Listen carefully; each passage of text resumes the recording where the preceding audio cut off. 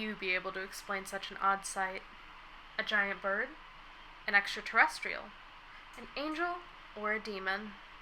How would you be able to explain the creature that would come to be known as Mothman? Mothman was first brought into the public eye in 1966 when the Point Pleasant Register printed a newspaper with the headline that stated, "Couples see man-sized bird, creature, something."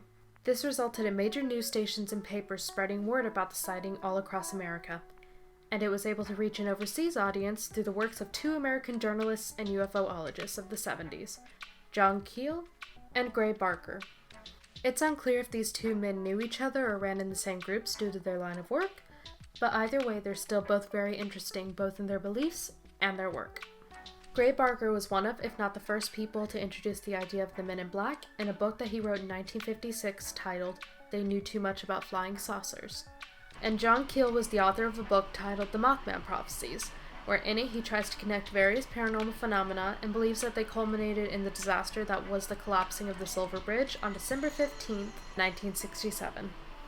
This book was later adapted into a film that I had literally never heard of until I started researching for this video. And it seems like I'm not the only one. I don't believe it was very critically acclaimed.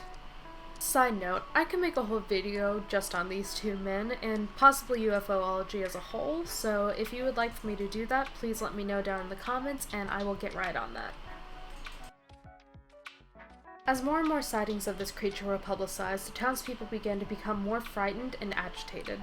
According to local reports, the Mothman could be seen lurking outside of windows, chasing lone cars at night, and even stealing small pets from front yards. It even grew to a point where some of the locals would gather hunting parties to look for the creature, but they were never successful. Mary Hare, a journalist for the Athens, Ohio Messenger, was the main news source covering the strange events in Point Pleasant. Later on in her career, she would move to New York and link up with John Keel to help him write the aforementioned book, The Mothman Prophecies. With as big of a splash as this creature made, you would think that the sightings would continue and at least a few people would be credible sources for what it actually looked like.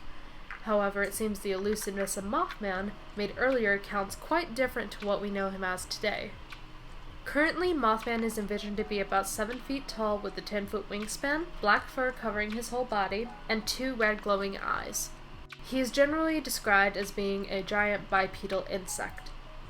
However, when the first sighting was reported by Roger and Linda Scarberry and Steve and Mary Millette, the couples mentioned in the beginning of the video, they reported that Mothman was a tall, slender man with white wings and glowing red eyes.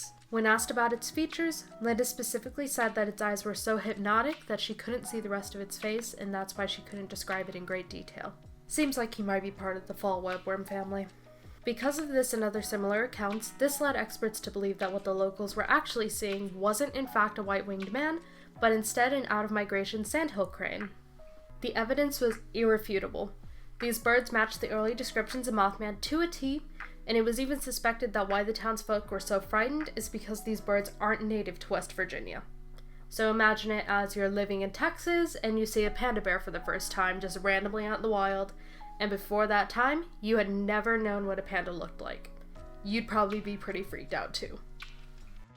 During my research, I couldn't find an exact reason as to why Mothman went from looking like a white-winged man to now a bipedal black insect, so I'm forced to assume that it could have been just lost in translation, and it could also have to do with all the marketing that thrust him into popularity.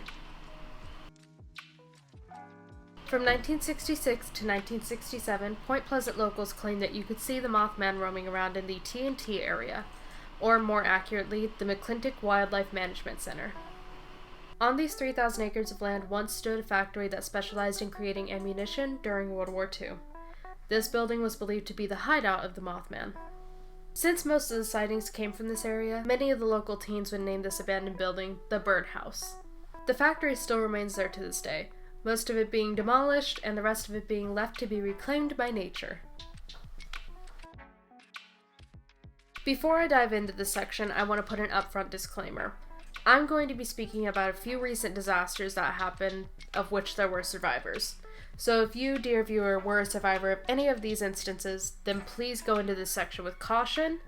I will not be going into great detail about any of them, but I don't want to risk potentially bringing up damaging memories for you.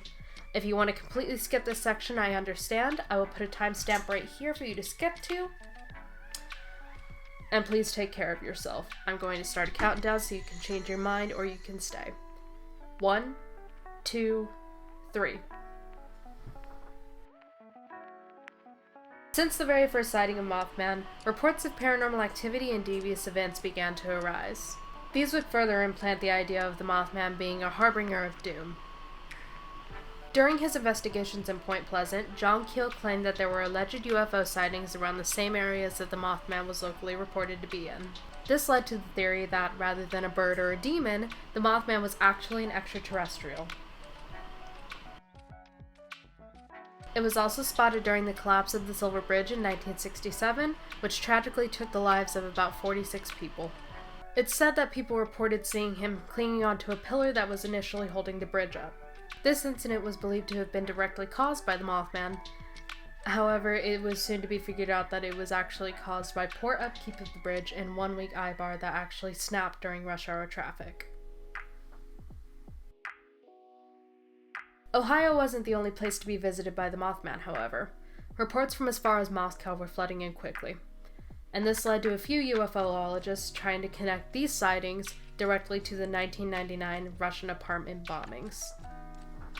Of course, this incident had nothing to do with the creature at all. It had everything to do with the political system and the strained relations between the government and the people during that time. In April of 1986, just a few days before the nuclear meltdown of Chernobyl, a few staff members were reported to have seen Mothman swooping down overhead above the power plant. They dubbed it the Blackbird of Chernobyl and described it as a black-winged man with no head and 2 red eyes. The workers also claimed to be plagued by horrific nightmares, and they were constantly receiving phone calls that threatened their well-being if they had ever spoke about what they had seen that day. In March of 2009, dozens of citizens of the Mexican state of Chihuahua reported to have been being terrorized by the creature. This was just 1 month before the outbreak of the H1N1, or swine flu, virus.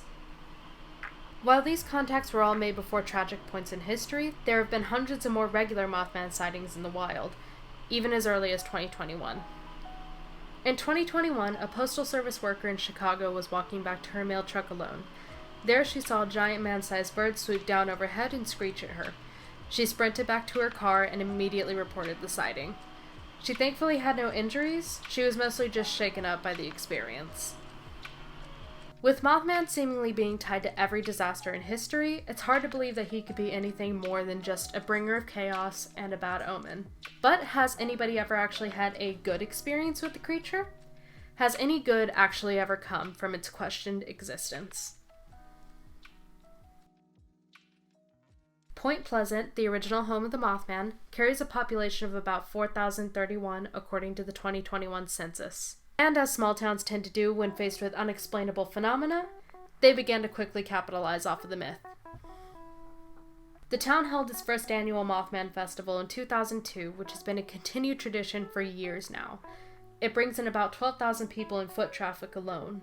A 12-foot metallic statue created by the sculptor Bob Roach was unveiled in 2003, and the Mothman Museum and Research Center opened its doors first in 2005. It seems that the creature that once left these townsfolk in fear is now helping them to grow their economy. Point Pleasant has grown exponentially since the 60s, and I am willing to attribute that just to the sheer curiosity of humankind. Outside of the town, Mothman has grown its own fan base online. Since the early days of Tumblr, artists have flocked to the site to make their own versions of Mothman, as well as other cryptids that were thrust into popularity for the younger generation, such as Bigfoot and those little green aliens.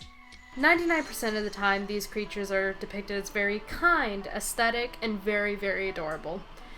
And that other 1% of the time, they're,